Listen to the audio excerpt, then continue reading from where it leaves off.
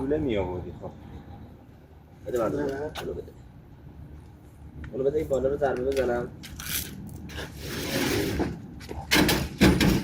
این بر الان یه ذره اومده این بر اومده بالا این برگیره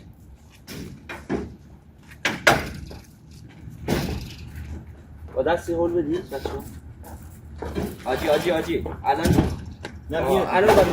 اومد بالا اینجا گیر بود زدن اینجا هم گیر بود من میترسم من اینجا بگیرم یهو شما ول کنید دست من نه این اصلا پایین نمیاد ببر بالا همین جارو رو بزن زیرشون تمیز کن چی اومد همین شلوغ کنیم این سوال بگیم دیگه میزنیم نه بابا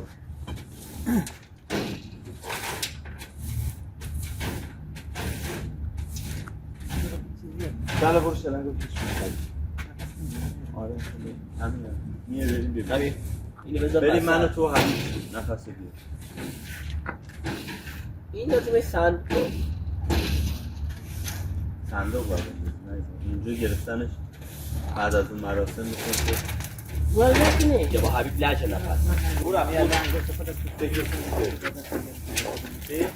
نه تو بیا بغلش بابا نه اشتراک تو یه نیم ساعت تو بیا حبیب رو ببریم با خودم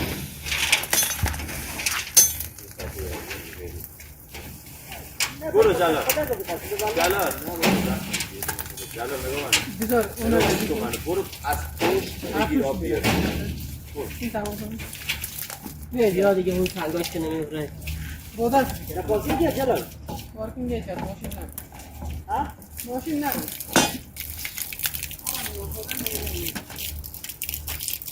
بری نه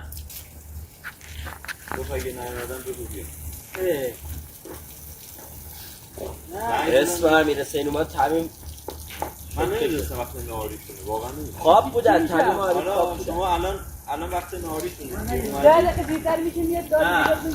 الان شما نیم ساعت دیگه داری کمک کنی نیم ساعت دیرتر بیاد برو این ببرا رو آزاد کن تامین نه آزاد نکن بچه دستشون میکنه تو فنس رد شنه اینجا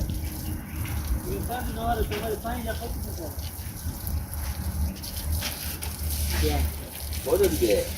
نیم ساعت اضافه بشه الان کمک کرد اینو باید ببریم عقب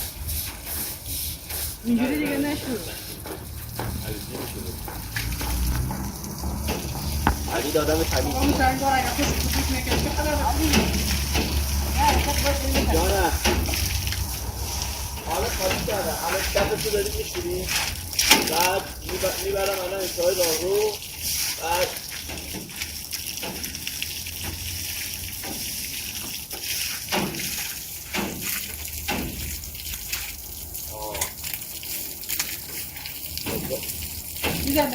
تو همین راه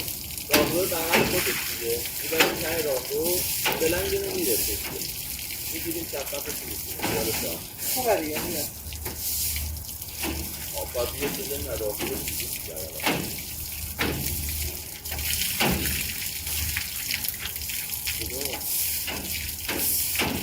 همین خوبه حالا یه موقع آزاد بود خوبه دیگه بیا میپیچم به این قبلا هم اینجوری میشد بگو اصلا سر ته راه رو خیلی بهتره استرسش هم کمتر میشه بذار اون میاری پایین دوباره باز چجوری ببره الان نفس میارم همونجوری باشه دیگه آره دیگه خب من میام یه رو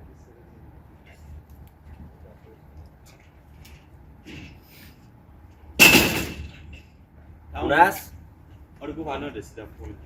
من میام میبرم خب بیا اینو ببریمش تا بیا عبید